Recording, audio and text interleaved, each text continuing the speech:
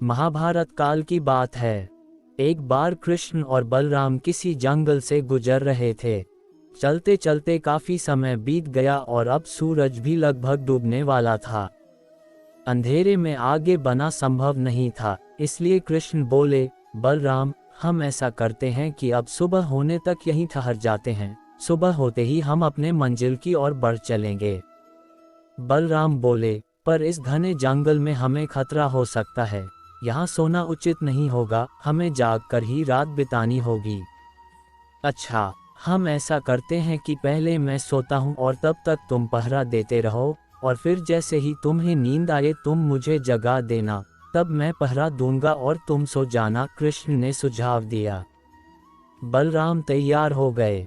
कुछ ही पलों में कृष्ण गहरी नींद में चले गए और तभी बलराम को एक भयानक आकृति उनकी ओर आती दिखी। वो कोई राक्षस था। राक्षस उन्हें देखते ही जोर से चीखा और बलराम बुरी तरह डर गए। इस घटना का एक विचित्र असर हुआ। भय के कारण बलराम का आकार कुछ छोटा हो गया और राक्षस और विशाल हो गया। उसके बाद राक्षस एक बार और चीखा और पुनः बलराम डर कर कांप उठे। अब बलराम और भी सिकुड़ गए और राक्षस पहले से भी बड़ा हो गया। राक्षस धीरे धीरे बलराम की ओर बढ़ने लगा। बलराम पहले से ही भयभीत थे और उस विशालकाय राक्षस को अपनी ओर आता देख जोर से चीख पड़े, कृष्णा, और चीखते ही वही मूर्छित होकर गिर पड़े। बलराम की आवाज सुनकर कृष्ण उठे। बलराम को वहां देख उन्होंने सोचा कि बलराम पहरा देते देते थक गए और सोने से पहले उन्हें आवाज दे दी।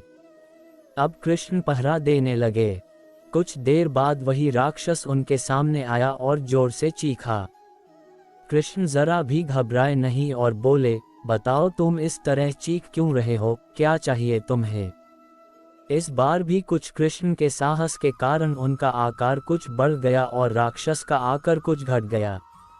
राक्षस को पहली बार कोई ऐसा मिला था जो उससे डर नहीं रहा था। घबराहट में वह पुनः कृष्ण पर जोर से चीखा। इस बार भी कृष्ण नहीं डरे और उनका आकार और भी बड़ा हो गया, जबकि राक्षस पहले से भी छोटा हो गया।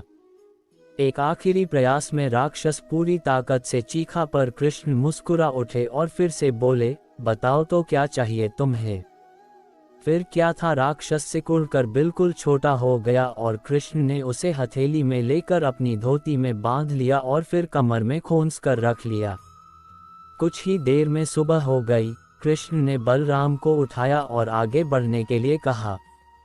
वे धीरे धीरे आगे बढ़ने लगे। तभी बलराम उत्तेजित होते हुए बोले, पता है कल रात में क्या हुआ था? एक भयानक राक्षस हमें मारने आया था।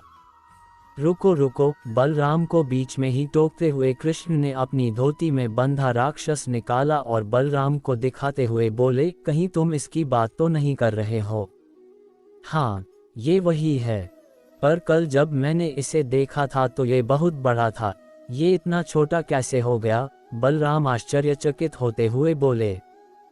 कृष्ण बोले, जब जीवन में तुम किसी ऐसी चीज से बचने की कोशिश करते हो जिसका तुम्हें सामना करना चाहिए तो वो तुमसे बड़ी हो जाती है और तुम पर नियंत्रण करने लगती है, लेकिन जब तुम उस चीज का सामना करते हो जिसका सामना तुम्हें करना चाहिए तो तुम उससे बड़े हो जाते हो और उसे नियंत्रित करने लगते हो। दोस्तों, ये राक्षस दरअसल हमारी जिंदगी में आने वाली चुनौतियां हैं। अगर हम इस चुनौतियों को टालते हैं तो ये और बड़ी होती जाती हैं। आखिर में ये हमें कंट्रोल करने लग जाती हैं। इसलिए हमें इनका साहपूर्वक सामना करना चाहिए ताकि हम उन पर काबू पा सके। इस प्रकार चुनौतियों का डट के सामना करने से वो छोटी सी हो जाएगी जिससे हम आसानी से उन पर नियंत्रण कर सकते हैं और सफल हो सकते हैं। दोस्तों, कैसी लगी ये कहानी हमें कमेंट करके ज़रूर बताएं। और भी बहुत सारी हिंदी नैतिक कहानियाँ, नैतिक शिक्षा की कहानियाँ, मोटिवेशनल कहानियाँ, अच्छी अच्छी कहानियाँ और प्रेरणादायक कहानियाँ पढ़ने के लिए यहाँ विजिट करें। आपका इस धाकड़ बातें ब्लॉग पर आने के लिए बहुत बहुत धन्यवाद। एक अमीर आदमी था। उसने कड़ी मेहनत करके ढेर सारी दौलत इकट्ठी की ताकि उसके रिटायर होने के बाद भी ऐशो आराम से रह सके।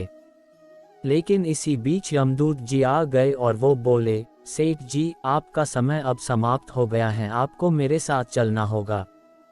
सेठ ने सोचा कि मैं बहुत अमीर आदमी हूँ, तो ठीक है, मैं कुछ समय खरीद लेता हूँ यमदूत से, चाहे कितनी भी कीमत लगे। सेठ से यमदूत से बोले तो यमदूत ने साफ मना कर दिया। काफी समय तक मिन्नतें करने के बाद भी यमदूत टस से मज नहीं हुआ। आखिरकार सेठ ने लास्ट प्रस्ताव रखा कि मेरी सारी दौलत ले लो और मुझे मेरी जिंदगी का 1 घंटा दे दो, ताकि मैं प्रकृति की तारीफ कर सकूं और मैं अपने घर वालों और दोस्तों के साथ कुछ वक्त बिता सकूं, क्योंकि मैं उनसे बहुत समय से मिला नहीं हूं। लेकिन यमदूत ने फिर मना कर दिया। आखिर में सेठ ने यमदूत से कहा कि मुझे केवल 1 मिनट दे दो ताकि मैं एक गुड बाय नोट लिख सकूं। यमदूत ने ये बात मान ली और 1 मिनट का समय दे दिया। उसने नोट लिखा, अच्छा समय बिताओ जो तुम्हें मिला है। अपनी सारी दौलत से अपनी जिंदगी का 1 घंटा भी नहीं खरीद सका, तो तुम कमाने के साथ साथ अपनी जिंदगी पूरी तरह से जियो। अपने दिल की सुनो, अपने चारों ओर एक बेहतर वातावरण का निर्माण करो, अपने जिंदगी के हर मिनट को जिंदादिली से जियो। एक बार की बात है, एक किसान ने अपने पड़ोसी को भला बुरा कह दिया, लेकिन कुछ दिन बाद उसे अपनी इस गलती का एहसास हो गया। लेकिन वापस सुलह कैसे करें, इसकी सलाह लेने के लिए एक संत के पास गया।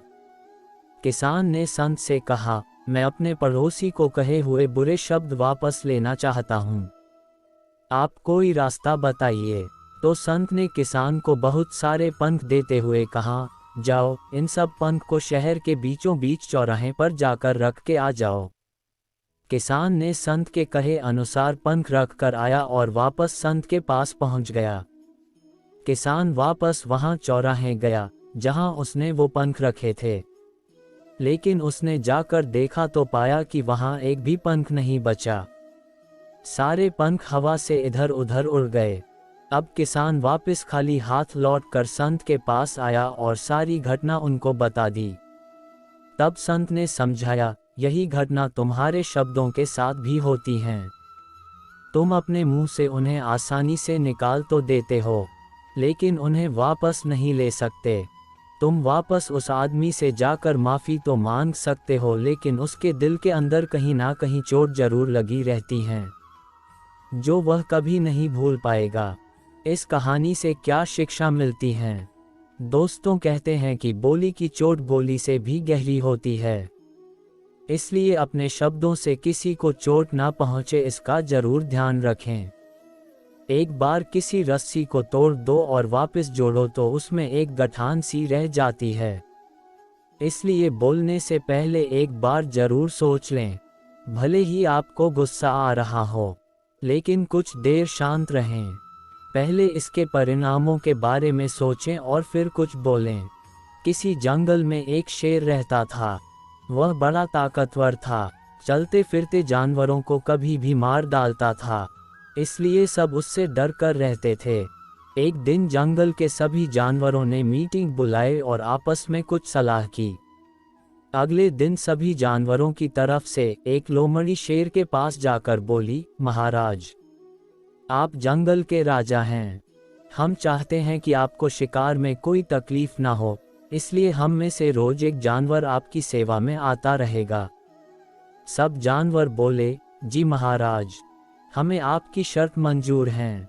समझौता होने के बाद सब जानवर खुशी खुशी अपने घर लौट आए। रोज एक एक जानवर अपनी बारी आने पर शेर के पास जाने लगा। एक दिन एक खरगोश की बारी आई। खरगोश शेर की गुफा की तरफ जा रहा था। बीच में एक कुआं देखा। उसने कुएं में झांक कर देखा। उसे एक तरकीब सूझी। खरगोश धीरे धीरे शेर के पास पहुंचा। शेर गुस्से से लाल होकर बैठा था। शेर ने खरगोश से कहा, क्यों वे छोटे खरगोश, तू इतना देरी से क्यों आया? क्या तेरे को मेरा डर नहीं है? खरगोश बोला, महाराज, गुस्सा मत होइए, आप मुझे जो दंड देना चाहे दे दे, लेकिन पहले मेरी एक बात सुन ले। शेर गरज के बोला, बोल, क्या कहना है? खरगोश बोला, महाराज, मैं घर से तो ठीक समय से निकला था, परंतु रास्ते में एक दूसरा शेर मिल गया। उसने मुझे वहीं रोक लिया। वो कह रहा था कि आज से वो ही इस जंगल का राजा है। हम सब जानवर उसके अधीन हैं। लेकिन मैं वहां से किसी तरह भाग निकला और आपके पास आ गया। खरगोश रास्ता दिखाने के लिए शेर से आगे चलने लगा। वह शेर को उसी कुएं के पास ले गया। खरगोश बोला, महाराज, अभी अभी तो वो यही था।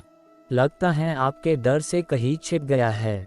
देखता हूँ, देखे इस कुएं में तो नहीं छुप गया है। ऐसा कहकर खरगोश कुएं में झांकने लगा। थोड़ी देर कुएं में झांकने के बाद खरगोश बोला, महाराज, वह शेर इस कुएं में छिप गया है। आइए आप खुद देख लें। शेर कुएं में झांकने लगा। पानी में उसने अपनी परछाई देखी। अपनी परछाई को उसने दूसरा शेर समझा। खरगोश खुश होकर घर लौटा। उसने ये घटना सब जानवरों को बुलाकर सुनाई। शेर के मरने की खबर सुनकर सब जानवर खुशी से नाचने कूदने लगे। सब ने मिलकर खरगोश को अपना राजा मान लिया। उसने सब जानवरों को बोला, जो काम ताकत से नहीं हो सकता, उसे हम दिमाग से पूरा कर सकते हैं। शिक्षा। दोस्तों, कैसी भी मुसीबत या परिस्थिति हो, हमें बुद्धिमानी और हिम्मत से काम लेना चाहिए। किसी गांव में दो मित्र रोहन और संदीप रहते थे। रोहन बहुत ज्यादा धार्मिक प्रवृत्ति का था और वो मानता था कि भगवान उसका हर काम कर देंगे।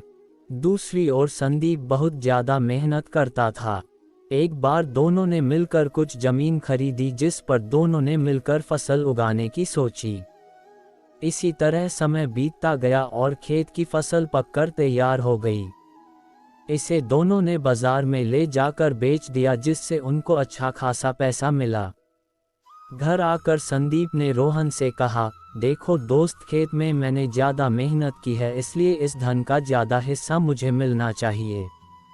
संदीप की बात सुनकर रोहन बोला, नहीं नहीं, इस धन का ज्यादा हिस्सा मुझे मिलना चाहिए, क्योंकि मैंने ही अच्छी फसल के लिए भगवान से प्रार्थना की थी, तभी हमको अच्छी फसल हुई है।